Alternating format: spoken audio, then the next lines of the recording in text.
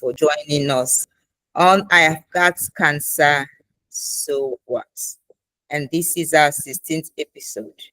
It's been a long journey since last year when we started this show, and every second and third Thursday we bring survivors, caregivers, and champions, bring them together, warriors, to share love, share our stories, learn from one another. Sometimes we bring in doctors to come and tell us more about cancer. My name is Flora Gaptoni, but people call me Flourishing Flora.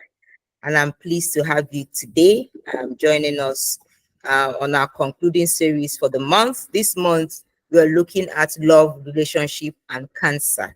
And last week, we had Mrs. Memuna. I saw her on the call. I think she's still here, who had huge support from family and loved ones. And she also talked a bit about her self-love and how that helped her attract goodness all through her cancer journey.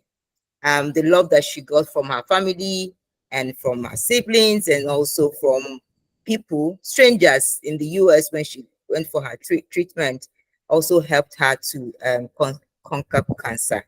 Yes, many of you wait for others to love and accept them, especially when they are going through cancer. But then, having experienced it myself, I know that for people to come close, to even admire your scars and love you beyond who you are.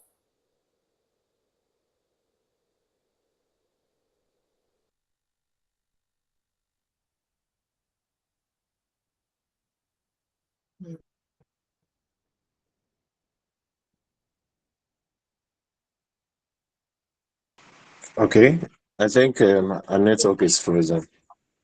Oh dear. Okay, she looks like she's back again.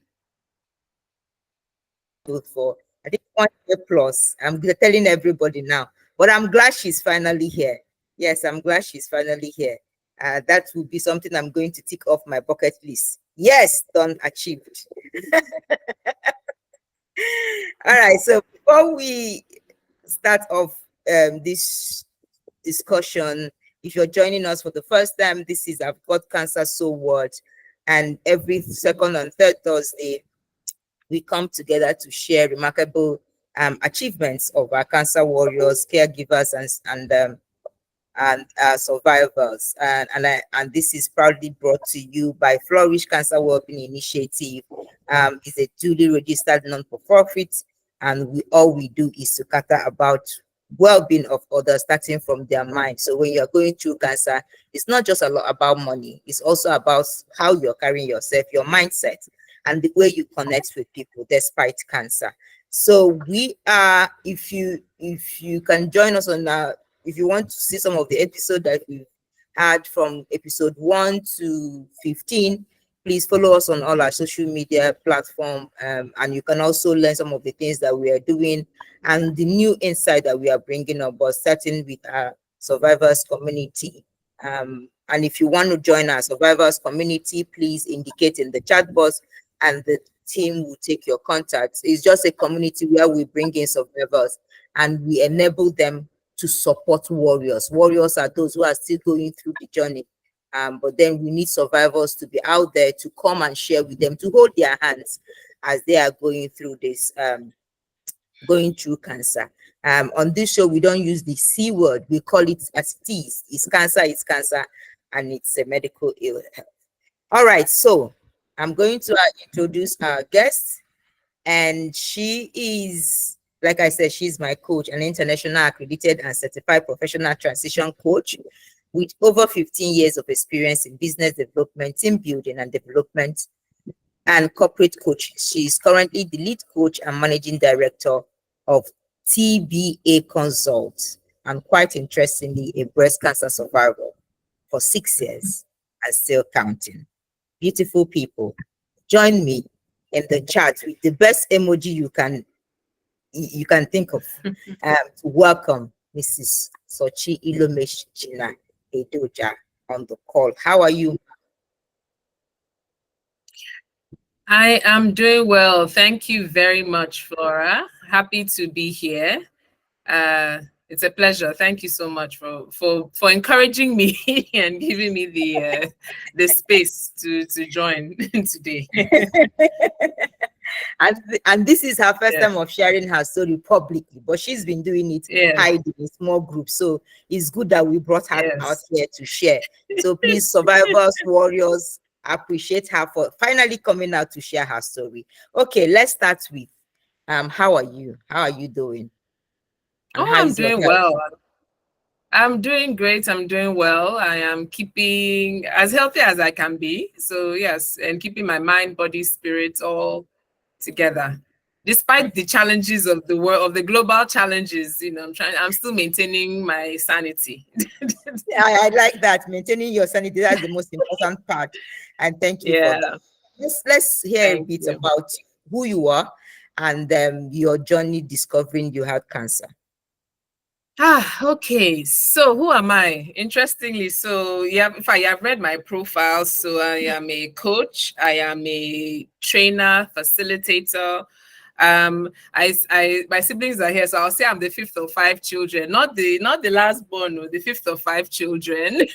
I come from a wonderful family, very, very supportive family, and I'm not just saying it because they are here, but I do have a very supportive network. I don't know how I'd have gotten through what I went through without them. And what else? I think that's just pretty much it in a nutshell. I recently got married in the last year, so to a wonderful man, and so I'm growing every day, growing and learning, and training and changing, trying to change myself, my mindset, just improve myself, not change, but improve myself. In terms of my journey or how the cancer was discovered, it was interestingly, do I say it was it was an accidental diagnosis. So I've had I've a history of health challenges. So, and as the women on the call, some women, when you get to a certain age, you experience more reproductive challenges. So I was having challenges with fibroids, with growths, in my lower abdomen. So I went for a follow-up. I went for a checkup because I was having a lot of pain in my abdomen. So I went for a checkup here. And the doctor, I was admitted to the hospital. The doctor did some scans and he said, oh, your fibroids are really big and you have a cyst. And was basically telling me all sorts of things that were wrong with me and told me that I needed to have surgery. And of course, once I hear surgery, it's like, never, I'll forget it. This one was too excited to cut into me. Let me get a second opinion. So I happened to be going on a family holiday, and I went to some of my siblings are in the UK. So I went to my siblings to see my siblings. I traveled. I think I was with my mom. I actually accompanied my mom to the UK, and I just said, let me just go for a second opinion. Let's just see whether this surgery really needed to take place. And the doctor decided to do the scan. She did all those things, and then she said, okay, let me just order a bunch of tests. So one of the tests that she said that, and I think at the time I was in my late 30s, and so the doctor said that, okay, let me just run some what they call cancer markers, cancer markers. And so when she did those, she discovered that the breast cancer, so there was the ovarian cancer and the breast cancer, those markers were a bit high, but she understood the ovarian one because it was most likely as a result of my cysts and all those sorts of things. So they kind of ruled that one, that was fine. So they said that, but the breast cancer one is a bit odd. Is marginally high. I think it was the max it should have been was like 26 or something, and mine was like a 31. And she said, okay, let's rule out, because I didn't feel a lump. There was no lump at all. So she said, let's just rule that out and let's go and do a mammogram. So I went and I did a mammogram, and then they saw some, so what do you call it? A shadow. That was the term she used. Okay, we've seen a shadow. You have to do a biopsy, an ultrasound and a biopsy. So we did the ultrasound. Yeah, they saw the shadow again. It's suspicious. Let's do a biopsy. They did a biopsy. And then they said I had to wait 7 days.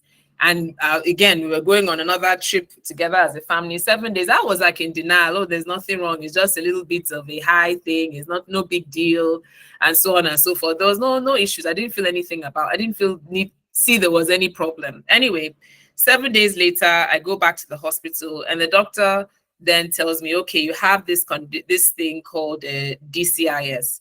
DCIS is ductal carcinoma in situ. Basically, what it's saying is that the cancer was in my milk duct. So that's how early, it hadn't broken through. That's how early it was caught. So the doctor then said that, okay, so what we could do is we could just cut out that part and we'll see what happens. But we also saw another suspicious area in the same breast. So let us also explore what's going on in there. So they did another mammogram, another biopsy. So, and biopsies, painful, so I went through that a second time, and they're practically drilling holes into me. So yeah, so they did a second one, and they found that it was in the other part, the suspicious side. And so because I'm not a very, I'm not a very voluptuous woman. I don't have a lot that I have going for boobs. So they just said, okay, you know what? The best thing to kill it before it breaks out, before it really becomes a situation, was to take out the entire breast. And of course, at that point, I was like, really? It's not that serious. That come on now. It's in the milk ducts. It can't be anything. We are going to take out my breast. I'm not even married yet. That's that's one of the things I kept saying. I'm not even married. Who's going to want me with one breast? It doesn't make any sense. So I went into panic mode. I was anxious. And so my siblings were like, okay. My sister was like, no. She said, okay, I have another doctor, a very good doctor, one of the best, blah, blah, blah, blah, blah. Let's go and see this doctor for a second opinion. And so, of course, second opinion, I was like, okay, that means that it's not there. That means I was still in denial. That means it's not there. And the minute the doctor looked at the scans, saw everything, he said, I'm sorry to tell you that it is, the best mode of, the best way to move forward was to just remove the entire breast. The good thing is that because it was caught so early, they can remove it, keep my skin, but they can do reconstruction right then and there. So the prognosis was very good. I was very fortunate. So, but interestingly, I went on holiday for 2 weeks. Of course, that's changed everything. The surgery or the second opinion for the fibroids, that one all went into the back burner. Okay, forget that one. Let's deal with this major issue first, and let's get it taken out and taken care of. So that's it. I think that's just the long and short. The short abridged version. They removed the cancer. They sent everything. They removed the breast. They sent all the, how they always take the lymph nodes. They took all of that and sent that in for testing. Fortunately for me, it hadn't spread, so there was no need for a for chemo or radiation or anything like that. So I was good. So since then, they just said I should keep checking every year. I go for my mammogram. I do an ultrasound on the treated side because I have an implant in that side. I go for a mammogram. An implant. An ultrasound on the treated side and a mammogram on the the healthier or the untreated or the actual breast. And I do that every year. And I'm here to tell the story. So that's it in a nutshell. Thank you so much for sharing. I don't know which one is the actual breast and which one is the correct breast. This one, I'm just hearing this one from you, which are actual breasts and the one that is the actual breast. There's the treated one. It's funny. It's funny. And it's interesting. Whenever I've told people one-on-one, people always tend to look at my breast like, they look the same. Which one is it? So they always, their eyes always first go there. So sometimes I'm a bit self-conscious about telling people about it because I start to see them looking to see. Okay, just for you, aside what people think, how do you feel about from that time when you did the mastectomy and now? Yeah. How do you feel? What's the difference from that time and now? Mm-hmm. Are you comfortable with just having one breast? Let's say like that. I'm comfortable now, but for the first Yeah, I was very, first of all, so the difficult part was even the recovery. Mhm. I I was very uncomfortable. And one of the things that the nurses kept saying to me, or one of the nurses kept saying to me, was that it's important for you to, this is your new normal. This is your new normal. Mhm. So it's Mhm. important for you to embrace it, and work with it. So that was one of the greatest fears for me, was just like, how am I going to look normal? I felt extremely uncomfortable because I couldn't feel anything. And I don't know if it is so sometimes I'm a bit, do I OCD? I like to have, I feel like I had to have some level of balance. If I feel on one side, I have to feel on the other side. So the fact that I couldn't, so this is my left breast is the treated breast. And the fact that even the first time I had a shower, when I removed the scars, I removed all the what do you call it? All they are taking Bandages. off the bandages, yeah. And I could finally, because for a while I couldn't get it wet. I was, all of that. So when I finally had a shower with it, I actually cried afterwards because I couldn't feel anything, and it felt very, very uncomfortable. Very, oh, it just felt very uncomfortable and very unbalanced. And I struggled for a long time with the fact that I couldn't feel anything. um there was one time that I was itching. I could feel an itch, but I couldn't scratch it. So it Mm. was very, I don't Mm. know if that makes any sense. I think as the scars Yeah. were healing, I could feel an itch, but as I was trying to just rub it, and I just couldn't feel anything, and that sent me into a panic mode. But I mean, it was, I don't know. Do I say it was over time that I just had to start saying, this is my new, repeat those words, this is my new normal, um, and make the most of what I have. And even though the scars are there, uh, I don't know, learn to manage and maneuver, just learn to embrace the scars. There was something I've forgotten now. Is it Kintsugi?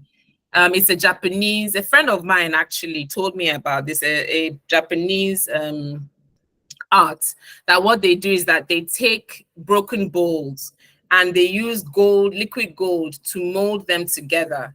And so so now you see a bowl that is built with different, designs on it, but that's just where they had pieced the bowl together. And so it was something that a friend had shared with me, and I just realized, okay, so there's the scar. This is the gold, and it's beautiful. Mhm. So I've learned how to, embrace the scars. The scars are gone. The emotional scars are, sometimes still there. They creep up, like, okay, if I have children, I don't have children yet. If I have children, again, this whole thing about trying to find balance. Would I breastfeed? Would I not breastfeed? I don't want to breastfeed on one side and then the other side is all feeling funny. I don't know. So it's those little things that tend to happen. But yeah, but that's yeah, I don't know if that answers your Yes, question. yes, yes, Yeah, it does. It does. Thank you so much for sharing. And I like that you're having fun sharing it. I know that when during the time, like when you had the mastectomy and when you were going through and when you cried, it will be difficult to get to a point where you ask them, will I even tell people that I have this? And that question yeah. about will I ever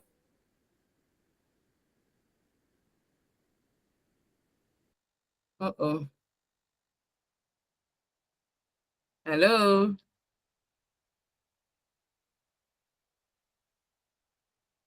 Mm.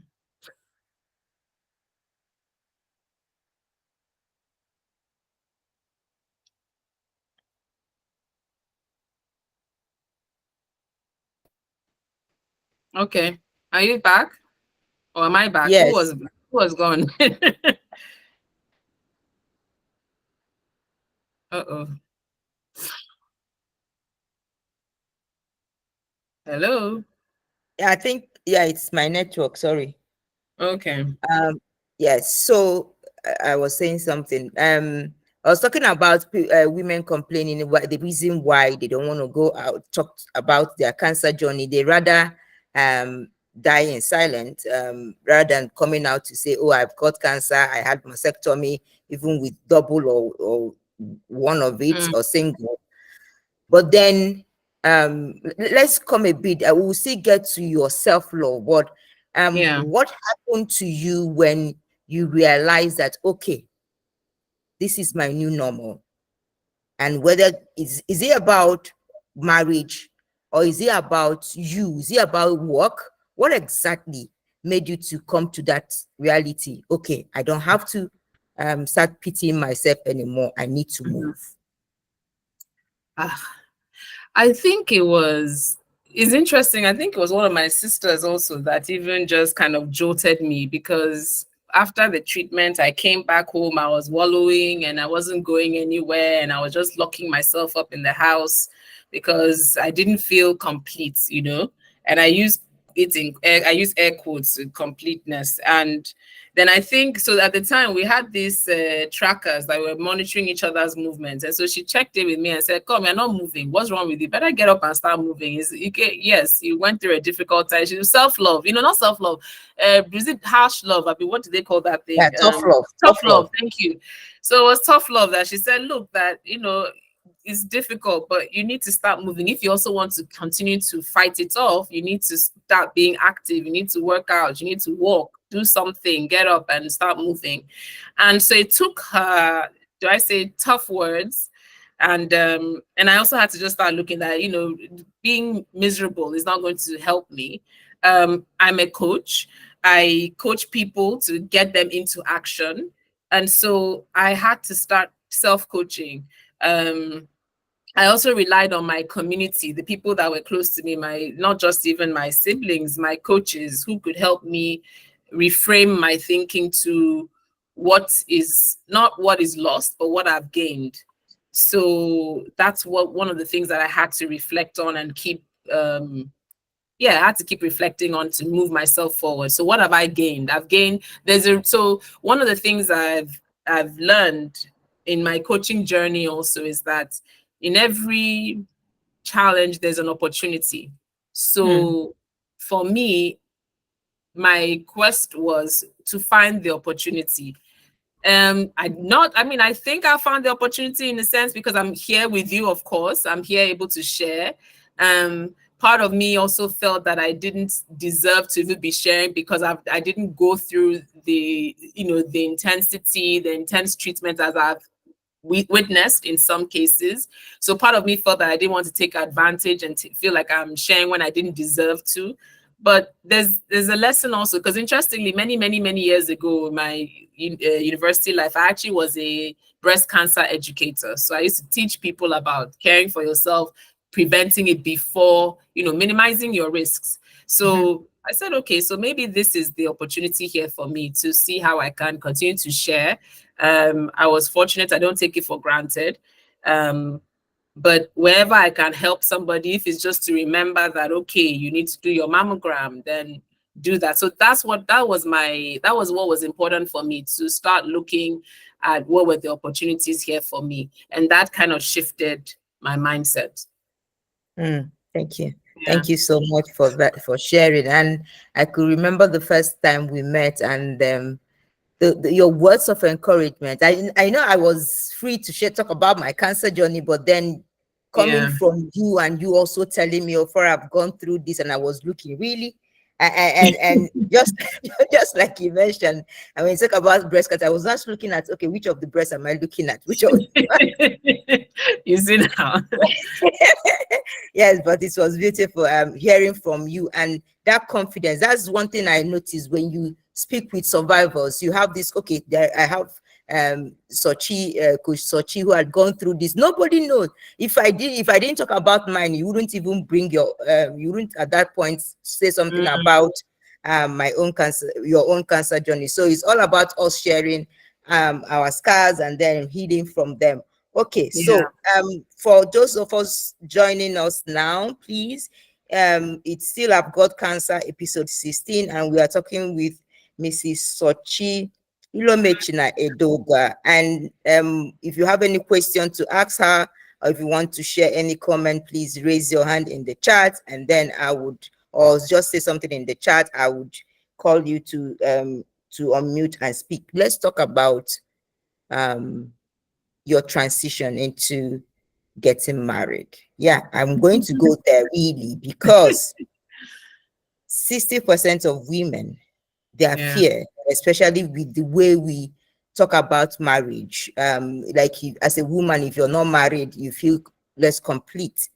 So what is the journey about making yourself available for that man to approach you, to love you despite um I don't want to say having one breast, but despite the scars of myself.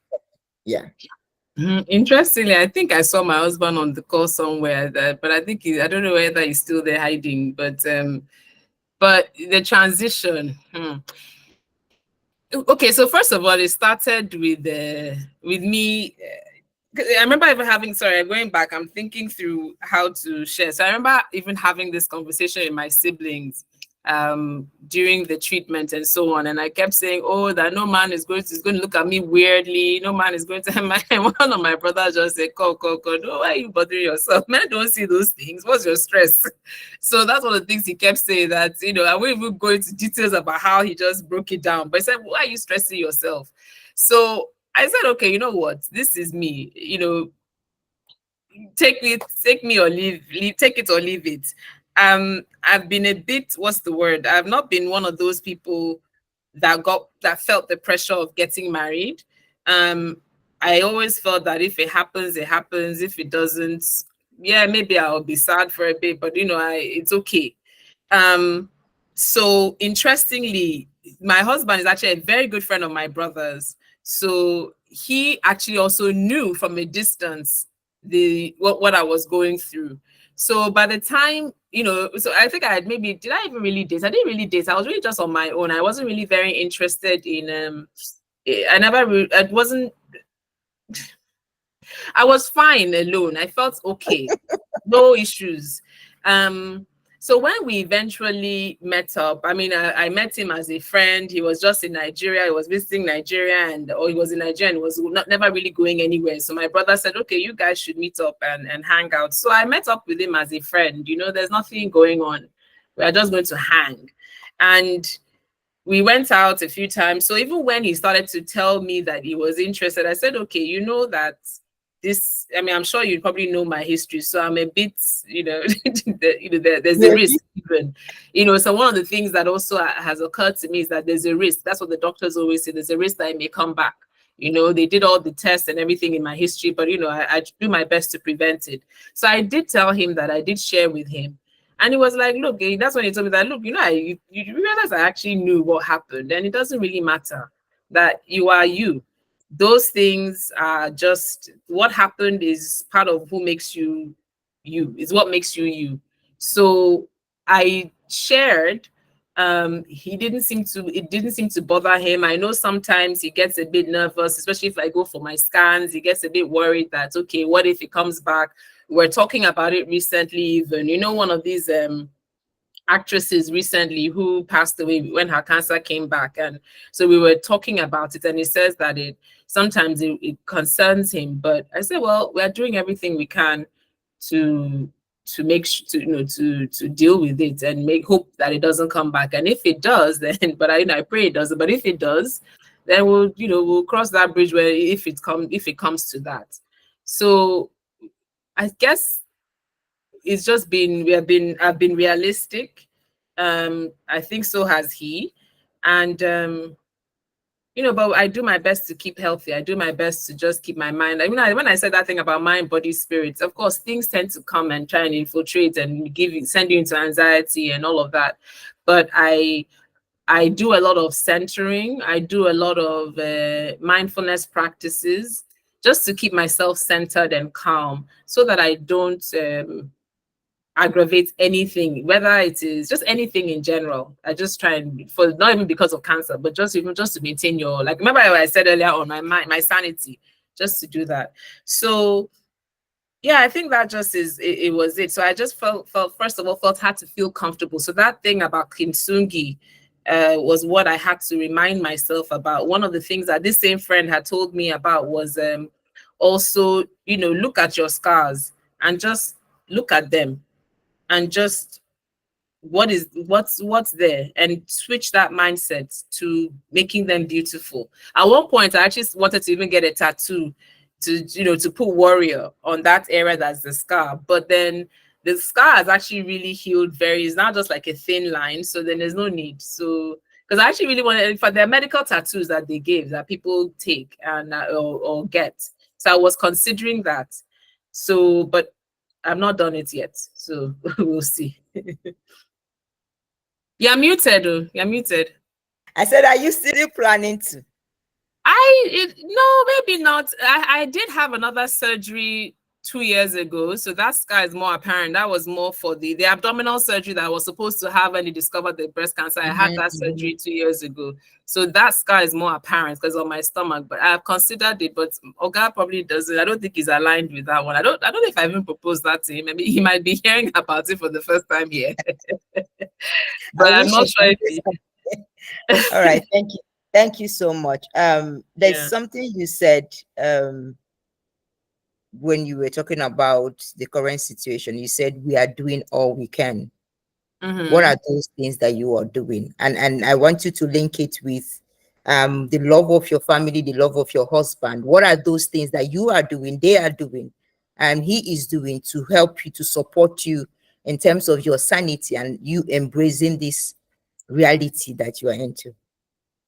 I mean, well, how do I say? We do, I mean, and when I don't want to pretend to be perfect or anything, we do our best to try and eat healthy. We were working out quite frequently before, but I think we've gotten a bit lazy. Work has also become a bit hectic. So we don't work out as much as we used to, but we did incorporate a fitness lifestyle, which we have to get back on to maintain. If there are challenges, yes, we go through challenges. We do our best to talk through them.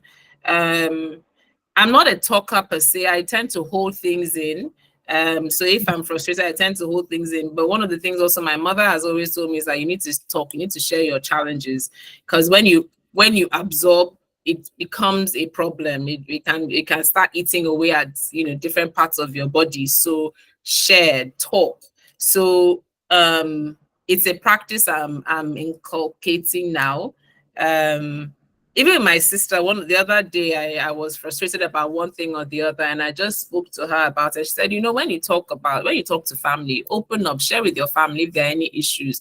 Don't run away because you feel that they will look at you funny or anything. Discuss with people that are close to your heart, and they will always have your back. So that's one of the things. I have a sweet tooth, so I'm really trying very hard to cut down on my sugar. On my sugar intake. It's very hard. It's very tough. It's very hard. It's very tough. I have a small addiction, so I don't know. It's God that will help me with that one. But I'm trying very hard. But I've noticed that the more active I am, the less likely I'll take sugar. The less sugar I take. So I have to become, work on my activities again, be more active. But fortunately, my job keeps me active because I do a lot of training. I do team building. So I'm always moving. I'm always training. I'm always standing in front of people. So that does keep me active and keeps me energized. And meeting people, interacting with people, they certainly keep my mind positive. Because I truly believe that the mind is a very powerful tool. And there's a show or a series or a documentary that I watched it's on Netflix now. I think I watched it some years back, called The Secret, and it talks about how your mind can, once you set your mind to something, you can achieve it because you're working towards something rather than working. Because you open, somehow the universe opens up for you when you work towards something and you set an intention and you consistently and persistently work towards it. It opens up to you. So I'm a believer in having a positive mindset. Yeah. Okay, thank you so much. And I'm going to go back a bit. When you said we are exploring fitness, who are we? My husband and I. Oh, okay. So when you get up in the morning and kids up, he's also ready, and then you go together. What does that make you? How does that make you feel, and what does that mean to you in terms of supporting your healing? Well, I think even in this part, it's more even about maintaining a healthier lifestyle. it is not necessarily about so my focus really is about maintaining a healthier lifestyle. So when we were fully active, we'll get up, we'll go together, we'll go to the gym together, we'll encourage one another. If he's dropping the ball, I'll be yapping him. If he's dropping out, if I'm messing up, say, hey, look at you, open all your mouth. Those sort of things. We'll tease each other and we'll do we'll work through it together. So that helps. I have a partner. For me, and it's not even just for me, I enjoy the companionship, especially when it comes to fitness and those sort of things. I need the what do you call it? Do I say I need it? I appreciate the Support. Support. I appreciate that. And I like the accountability, me having an accountability partner. So even having we used to have a fitness instructor. So that having that person too that we are answerable to was helpful, but we have stopped. That's the thing. So this is probably a reminder that really I need to go back, drink more water, things like drinking water, things like eating more fruits and veggies. Those are things that we're just trying to do to keep a healthier lifestyle, keep the weight under control. We're not getting any younger. So even aside from, we need to keep ourselves, strong.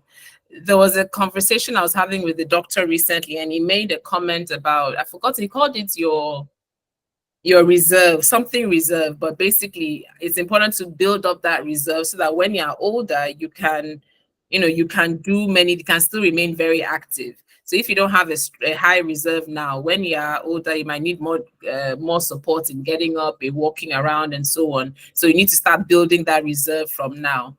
And I'm in my 40s, so it's important for me to, to start doing those sorts of things. Yeah. Yeah. Thank you so much for joining, and thank you everyone who are still with the call. If you have any question, please share in the chat or raise your hand using the button there. Or if you want to make a comment, please, you are free. As we try to juice us some interesting things from her while she's sharing her story. And I'm also thinking about love and then thinking about relationships. I know that one of the, what will I call her now? She was supposed to be on this show, but then she got busier. One of the things that she said about her relationship, like being afraid of getting married, and then also having that man approach her to like, okay, let's do this. And so on like, I think we have a WhatsApp group where we share things, and she says something about so everybody has what she did, double mastectomy, so she doesn't have breast at all. And then when she got married, that was last year, everyone was like, oh wow, this one, that one. And so someone asked the question about her breasts. What does she feel about, okay, removing her clothes at home and doing all that? She said, well, she doesn't have a breast, but then her husband has breasts, so we can manage her heat. And that was very, very inspiring. And it's also made a little bit of impact in some people's mindset in the group. Like, she's not worried about that. She's not worried. She's worried about her life, living healthy and allowing someone love her. Was it difficult for you to allow someone love you with your scar?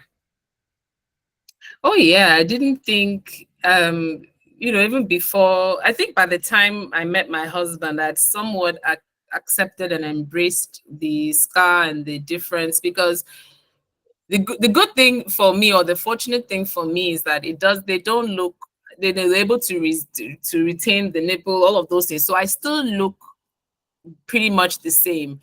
It's just a bit, sometimes I say it's a bit lopsided, but and which was where my struggle really was, the lopsided nature of it. But then, and the way I felt, because sometimes even till now, like if I'm lying on my stomach, I feel the discomfort.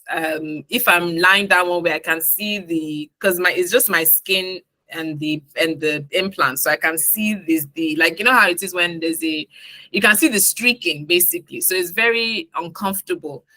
But I think really that term new normal, although I hated that term, I couldn't stand it. Even when we were going through COVID, I remember people kept saying, oh, this is our new normal, when we're all on our boxes, like here now. Everybody kept saying the new normal. And I hated that term, was very irritating to me.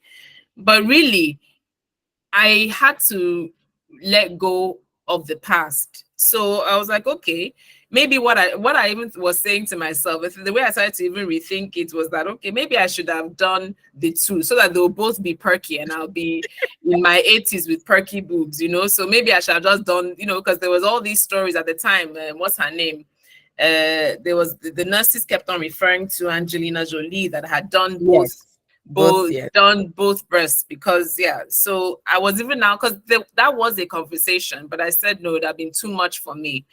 So I just felt that maybe I should have done the two, so at least now I'd have been walking around with perfect boobs and I'd have been, you know, very happy with myself. So sometimes I even still think about it, that maybe I should have just done the two and know that I don't have to worry about it again.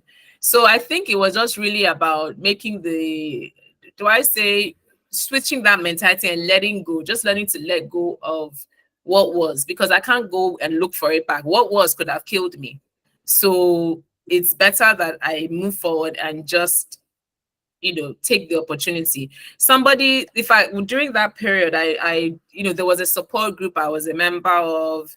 There are a lot of articles.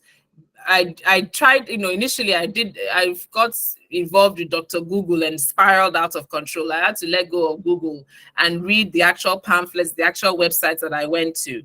And there were a lot of websites and articles and support groups that I was in that they were talking about mastectomies and making the most of it, that my breasts were going to kill me, so I got rid of them. Things like that. And so I was like, you know what? That's actually true. I got rid of it because it could have killed me. So I want to live. I have a lot more to achieve. So get away from me and let's move on and make the most of this perky, nice one.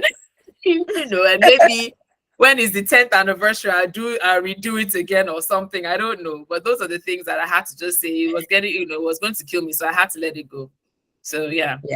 Yeah, thank you for bringing that up, because that's one of the things that, in fact, even when you bring it to, like, as a Christian, when we want to reflect around, if your hand is going to prevent you from going to heaven, you just cut it off. If your breast is going to prevent you from living longer, you just cut it off. But I know that there are lots of women who rather they go than cutting off their breast, because there's so much around.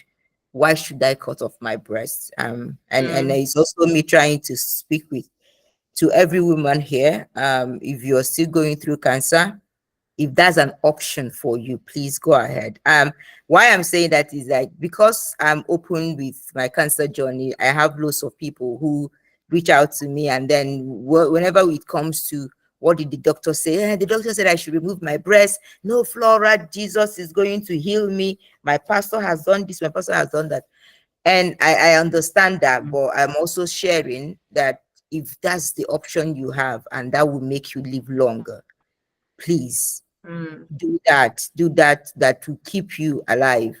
And then if it's about getting married, we've seen stories of women like Sochi here, and also Chinasa, who was supposed to be on this show today, but then she will do her own next time.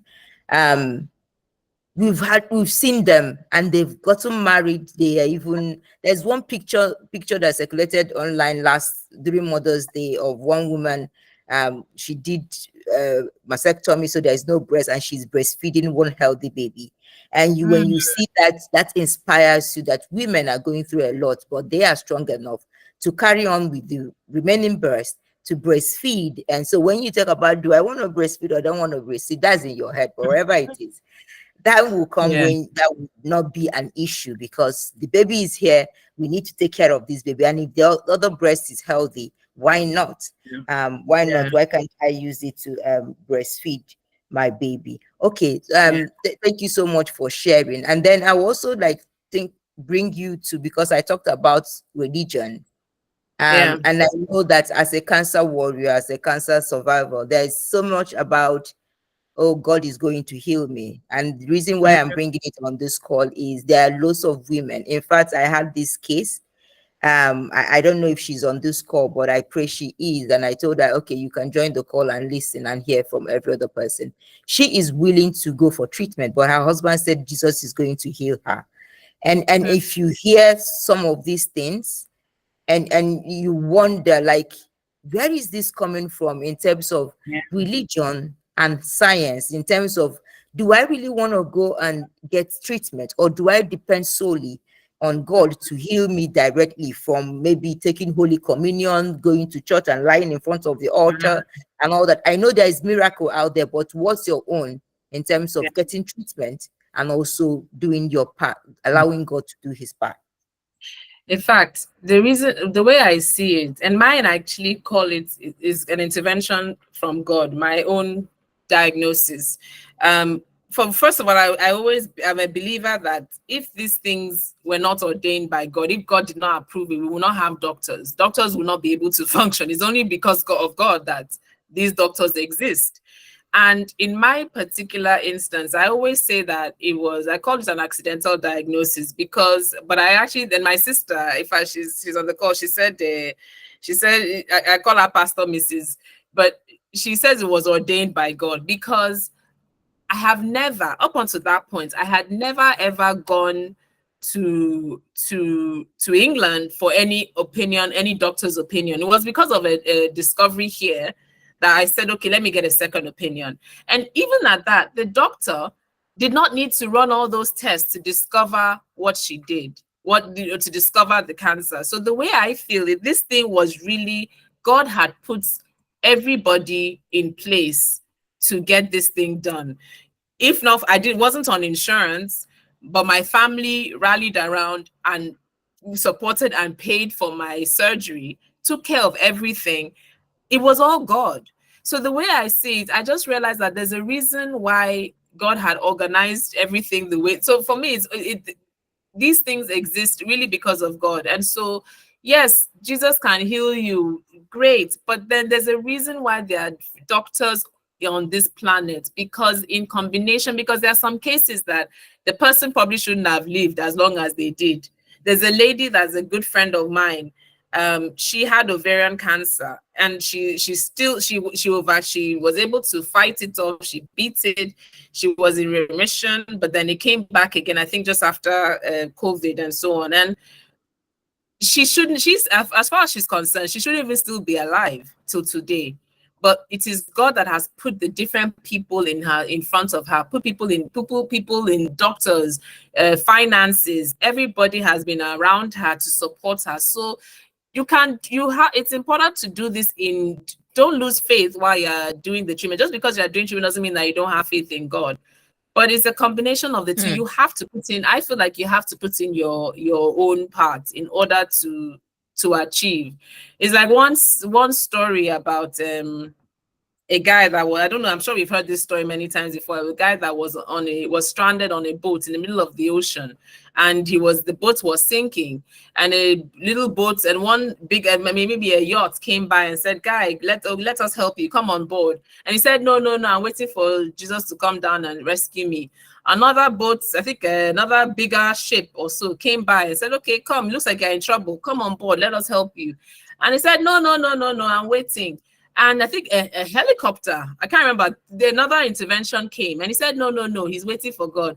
The boat sank, he died, and he went to heaven. And he said, God, I was waiting for you, you never showed up. And the guy said, but dude, I sent you a boat, I sent you a yacht, I sent you a helicopter, and you rejected all of them. What more do you want? So, I mean, it's a joke, but really, these people are put in place to help us get, the solutions that we want. So I feel that we need to, personally, I don't know. My personal belief is these individuals are here for a reason.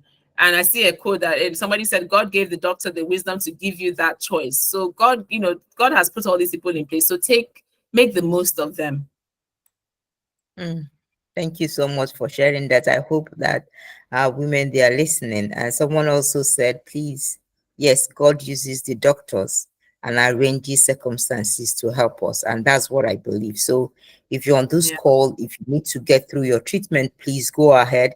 And while you are doing that, pray as well for God to make for every medicine, every drug that you're taking, every diagnosis, that they will be to your own favor, not just that you're taking in chemicals. And I also know that women are afraid to also go through this chemotherapy, radiotherapy, because there is this thing about your eggs will be damaged, and rather than, and maybe I should bring that up a bit. It just occurred to me now.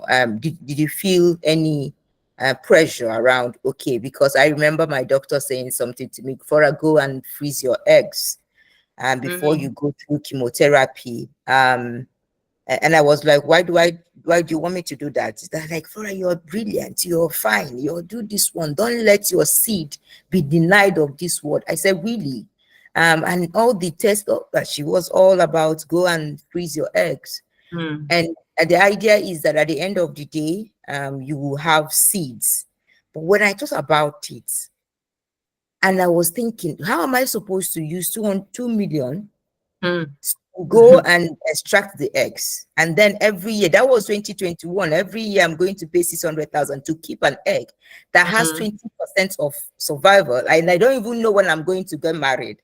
If I ever get married, or is it that I'm as a Christian woman, I'll go and have a baby? Because it's like, I was just trying to understand that. At the end of the day, I said to the doctor, I'm so sorry, I'm not going to do that. If I marry, fine. If the husband will know I may or may not have children, and if I have, why am I so bothered? So were you at any point worried about the fruit of the womb, this chemotherapy, this radiotherapy is going to damage my seeds, and what am I going to do about it? Well, I mean, that's part of my, do I say, my journey, that I actually didn't have to do. You know, I said it was caught extremely early, so I didn't have to do chemo or radiotherapy. Once fortunately for me, once they performed the surgery, I was clear. Everything was taken out, so there wasn't even a need for preventative. I mean, really, if I've thought about it, maybe in recent times I started thinking about it, because I've gotten married now. But I'm also of the opinion that, you know, there are other challenges even that are faced, which led me to this discovery anyway. So, so it's just really, if God, even if it's the will of God. I mean, there was a time I wanted to freeze, but then I think this was what pushed me eventually to have the abdominal surgery 2 years ago. There was the option to freeze, but then they couldn't even, my fibroids had blocked everything. They couldn't even see my ovaries. So that was, you know, that wasn't even an option at that point. So right now, we'll see, we'll keep exploring, we'll keep running tests. I'm not of the I've passed, it's a difficult period now at this age. But I think right now, the good thing is that there's no pressure really from my family. Because I think, especially even my mom, for instance, I think once I had that diagnosis, my mother was just so grateful to have me alive that she doesn't even care anymore if I have or I don't have children.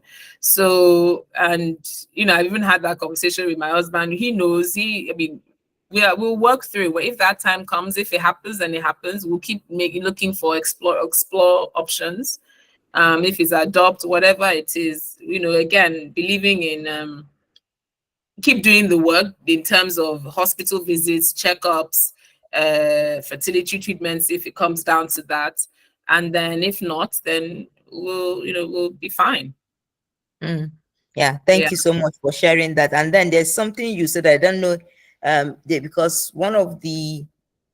I think few months ago, we had someone on the call who asked the question, because when she did her surgery, one of the doctors said, okay, there's no need of chemotherapy, there's no need of radiotherapy.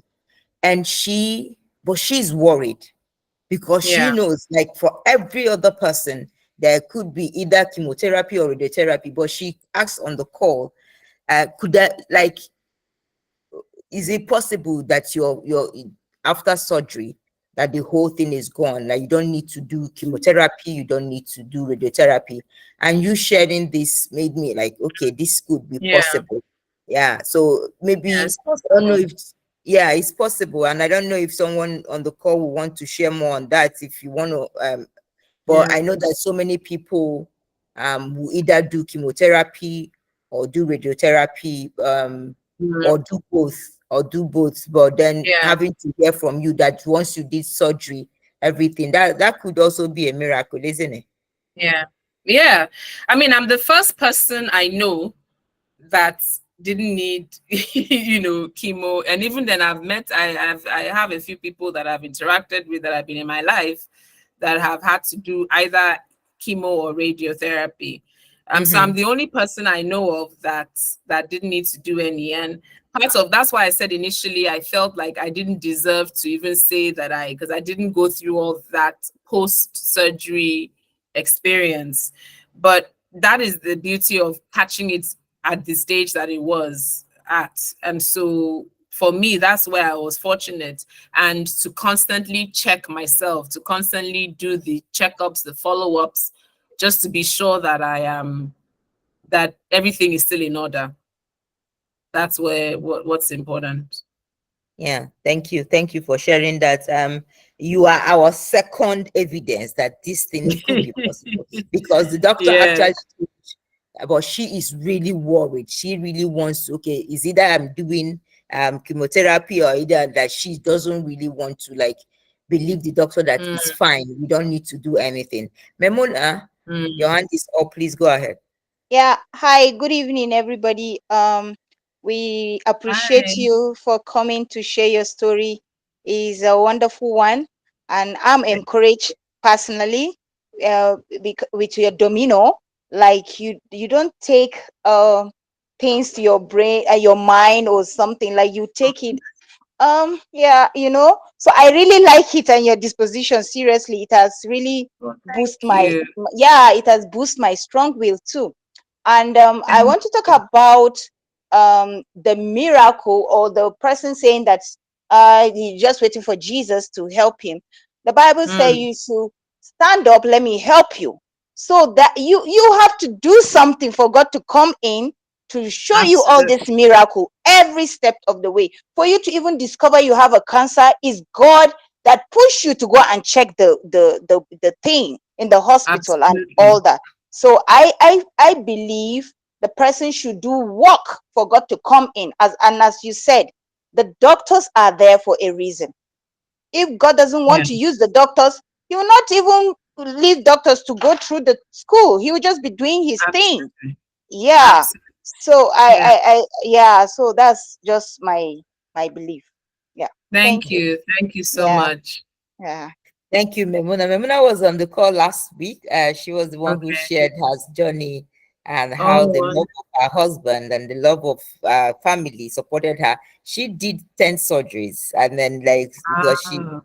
has this Memuna, please remind me again. I think Okay. he's I your live with lecturer. yeah, I live with colostomy. I have a stoma. Cholesterol. I live with Yes. my intestine Oh, outside. Yeah. I've been oh, living with wow. it for 3 years. I live with one for 2.5. Now I'm living with a new one for 6 months now. Wow. She's a Yeah. Wow. warrior. Thank She's you. a warrior. This Yeah, is yeah, how a her super voice is. warrior. It's good. A You super will not know warrior. that she has Yeah. gone through those sort Yeah, of you things. wouldn't. I wouldn't know. Thank you. Thank you for sharing that. Thank Yeah. you. Thank you, Memuna. Gloria, your hand is up. Please go ahead. Hello, Gloria. You're Please. muted if you're saying something. Yeah. Hey, Yeah. well, can you hear me now? Yes, Yes. please. Oh, good evening, everybody. Good I'm evening. so, so I'm so encouraged here, sincerely. Going Oh. through this cancer stuff. I was actually diagnosed in 2020 ovarian cancer. Mm. Been through this and that.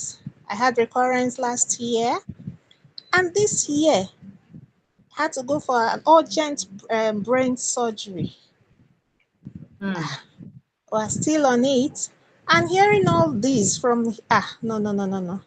You guys are wonderful. Thank you so much for this one. Is like an eye opener. Like anytime I come to this group, I'll just be listening. I've not really like open up. I'll just listen and sit back. But today's one, with all these ones I'm hearing, wow, Oh, it's wow. wonderful. God bless you all. I'm Thank sincerely you. encouraged. I keep moving. Yes, we keep moving. I'm still on the issue. I'm still trying to Hmm. find out what to do and what not to do.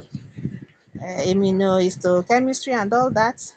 Mm, I'm still waiting for the doctors here. We keep moving. Yes, we yes. Thank keep you so moving. much, everybody. Our God bless prayers, you our all. prayers are with you, and we keep Yes. moving. And that's why we have this show. Yes, just being able to have a support system, listening to other people go through the journey. And if you want to listen to Memuna's story, the link is in the chat. You can go to our YouTube channel and Yeah, listen it will just encourage you. It will yeah, encourage you because I know it's hard, but yeah. Mm, then having a positive mindset, just like Soshi said, yeah. everything works because your mindset is also supporting you to go through this. Exactly. Yeah. Mm. Yes. Thank you so much for sharing. Really, really appreciate it. And I mean, I don't know what more I can say. I appreciate your honesty and your positivity because that's important. So thank you so Yeah, much, Gloria. Thank you Thank you. too. thank you. God bless you. Okay, And God bless you too. okay. Amen. So we are 8 minutes Ah, past, and so we will be rounding off now. But I don't know if there's anyone who wants to ask question or make a comment before we round off. And while we are thinking about that, Sochi, what else do you want to share with us in terms of love, relationship, and cancer? Any other thing coming to your mind, or anything you want to say to people? Where are you with all these things now, and how do you want to support others? I mean, it's I didn't even know that sharing this would impact or would help some people, but I think or help people. But I do appreciate this has encouraged me. Really, every morning we open our eyes. I think it's just to remain grateful because it's another day to keep the positivity, to keep overflowing with positivity. It's another opportunity to make some more miracles happen. So if I even this conversation has helped me even, there are days that you just want to, you're angry about so many different things. And sometimes the littlest thing you feel, annoyed and agitated about, but really it's important to remain grateful. During my time, during my journey, I started writing. I'm not a consistent writer or a journal keeper, but I did write my thoughts. I did vent my thoughts out. From time to time, I have a book actually right in front of me that says "Believe in Yourself," and I keep that. I keep that on my desk. I write from time to time in it just to keep believing that there's a reason why I'm here. There's a reason why things happen the way they happen, and what are the again? It's back to what are the opportunities? What are the opportunities? Um, and I think that's one of the things that just keep me going. And really, family. If you have a good family, even if not even family, your friends, some very, you might not be blessed to have a large family or siblings or anything, but one or two friends. One of my friends flew. In fact, I remember she flew out. She was struggling with her visa, her British. She had to renew her British visa. She was struggling with her visa, and she got her visa that morning. That night, she was in a plane to be with me, and just that she's my sister, So I mean, it's just really you don't have to have many people, but you just have to have that. It's important to keep that close network and rely on them because just rely on your people because sometimes you can't do it all by yourself. It's a it's a mountain and you just Mm, need support system, which is and I'm sure doctors always tell this. I mean, when I was going for all my appointments, the doctors were always saying go with somebody because sometimes when they're giving you the information, at times they're not even listening. You're just processing. It's just information. At some point, you're not even hearing anything that they're saying. So I remember my sister, she would go with me, she would go with the notebook, she would be writing things down. She was taking notes, she was, and she was such a strong person, and I didn't even realize how it impacted her until the doctor had said that, oh, the tests and the scans were all clear, and the sigh of relief that left her body. I was not like, were you that worried? I was looking at her, I didn't know it was that serious. So, and here you were, you had this strong, presentation. Even all my siblings, I didn't realize how they were concerned, how worried they were. Until even nowadays, I realized that these people were actually worried, because I'm the youngest. Remember, I said the fifth or fifth, I'm the youngest. So it was almost like their baby is going through this, and it would have been difficult for them, but they were super. So I can't, I couldn't have done this without my family and my friends, very close friends. Yeah. Thank you so much for sharing that. And then I know that sometimes when we go through all this, the first thing that comes to our mind is to keep it away from our family. When I went for my PET scan, I met a man who came all the way from Owerri to do PET scan in Lagos without, like, when I asked him, he said that his wife, his children, nobody in the family knows he has cancer, and he's been battling it for about a year. Nobody in the family knows that. In fact, I said, what did you tell them that you're coming to Lagos to do? And he said that they thought he's coming for business or something. And he's worried. He's not even worried about his health. He's worried about the fact that he's losing weight. And because he's losing so much weight, they're and asking asking questions. And I was like, why are you hiding it from your wife, from your children, from your mother, from your parents? And he said to me that his mother will not bear it. And he now asked me a question whether my mom knows about my cancer. And I said my mom was the second person in this whole wide world that I told. And because I know she's strong, I call her moving cathedral. She will have rosary, she will have Bible, she will have prayer books, 10 of them. She will sleep at Mbaka's house. Because I know that her prayers and the fact that she is strong, I'm going to go through this journey. And every day I call her, we talk almost every day. I call her on the phone and she calls me and I was like, nothing is wrong with you, you'll be fine. So why would you deprive your mother, a prayer of a mother, or your family or your wife, and then if you dies, and then all the things that they will say is he died after a brief illness. So this is me sharing with everybody. Please, if you're yet to get your people involved, Memuna last week also even brought her daughter, and her husband came on the call. The daughter even said something to us, because she made sure that they, even though they are like 10, 8-year-olds, they know that mommy is going through something, and they understand that this is cancer and mommy needs their support, and I don't have to be here every day. I have to travel for my treatment, and I need you people to stay safe. So I'm encouraging everyone, all of us here, men, women, please be open, talk about your cancer journey. And I know that people are feeling about stigma, and that will be where we are going to close out now. They say there is stigma. I've never felt stigmatized against anything, like especially with cancer, and because my story is out there on social media, on LinkedIn. So where would you start? And then I want you to close out with that, Sochi. Thinking about women, and sometimes you don't blame them, and not even women, men. Do you feel stigmatized against, or do you feel that, or do you perceive any stigma out there? And if yes, what have you done, or what would you say to people in terms of thinking about stigma against cancer? I mean, I don't know if it's stigma I feel, but I've not really. So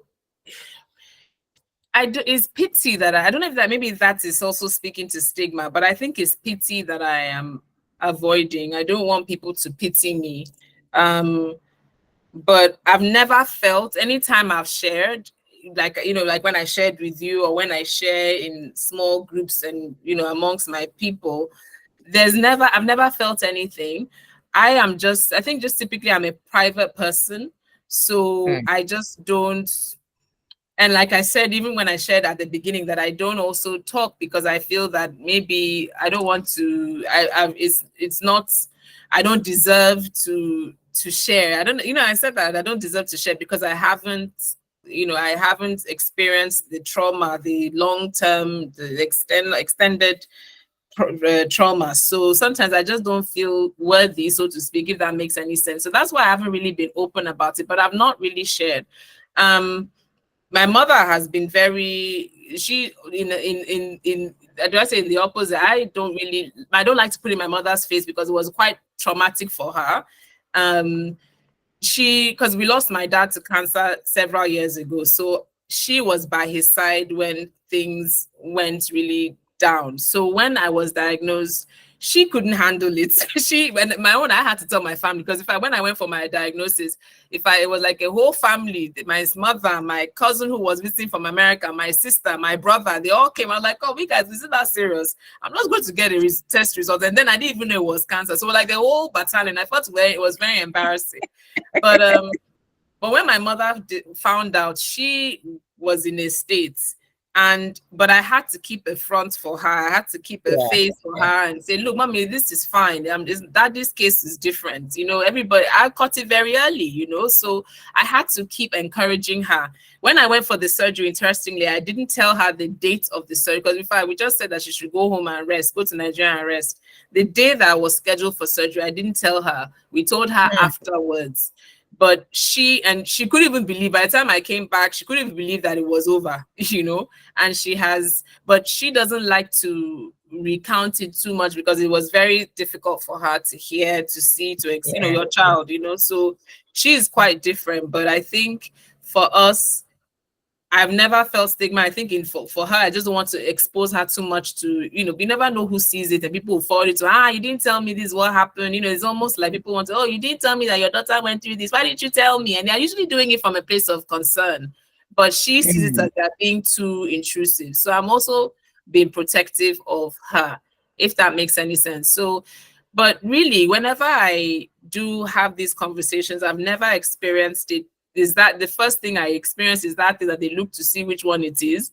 And they're like, so that period that you were gone from the office, because some people knew when I was gone. So that what you were dealing with. You're a tough person. And you came back and you went back into work like nothing happened. And I said, well, the show must go on. So, I had to move forward. So I've never had, I don't know, it's a long-winded response, but I don't know if I've answered the question. Yeah, you have. I know that there is stigma out there, perceived stigma, and experienced one, especially when it has to do with work. I've never experienced any of it, and I feel I count myself lucky. All right, that would be all that we are going to take on. We've spent 19 minutes past 6. Thank you. Oh, I'm so sorry. Sometimes you just feel like let's keep talking about these things. And thank you everyone for joining. I'm super, super glad. And to your family, I'm glad that God gave them the opportunity, the resources to support you. And I say thank you to them. I know that some of them are on the call. And if your husband is on the call, thank you so much, sir, for taking care of her for us. And let's continue to show love to one another. And that will be my signing out. Thank you, everybody, and have a great evening. Thank you so much. Thank you. Thank you, Flora. God bless you. Thank you. Bye, everyone. Thank you. Bye. Bye. Bye, everyone, and have a great evening. Yeah. Thanks, Flora. Bye. You're welcome. Thank you. Bye. Bye.